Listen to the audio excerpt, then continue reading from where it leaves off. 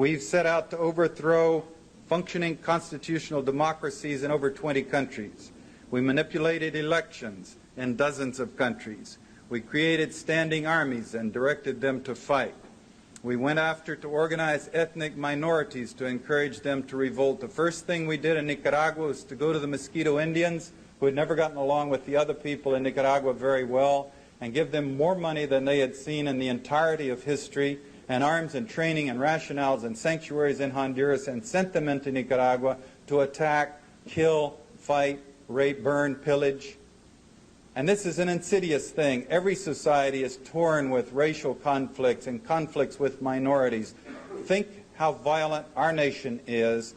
Think what if there were a superpower so big that we didn't dare even flat back or strike back at them, that were coming to our minorities with huge sums of money and arms and training people from our minority groups and sending them into the country to do open acts of violence. How we would rise up and the bloodbath that would ensue. And this has been a technique the CIA has used in Nicaragua, in Thailand, in Vietnam, in Laos, in the Congo, in Iran, Iraq with the Kurds, in different parts of the world. We created, trained, and funded death squads like the Treasury Police in El Salvador that are responsible for killing as many as 70,000 people, according to the count of the Catholic Church.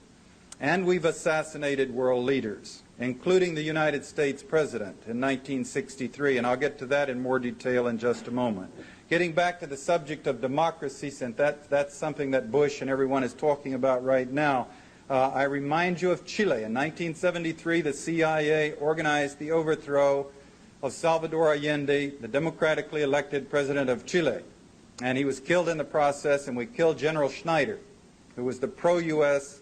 defender of the Constitution there, in order to put the CIA's representative Pinochet in power. And Henry Kissinger's, when he was grilled by the Congress over this program, his rationale was, yes, the issues are much too important for the Chilean voters to be left to decide for themselves.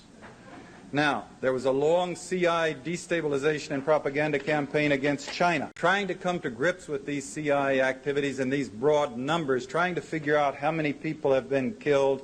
You can count it up different ways. You can never be sure how many people are killed in the jungles of Laos or the hills of Nicaragua, but adding them up as best we can, we come up with a figure of 6 million people killed, minimum figure. It has to be more than that.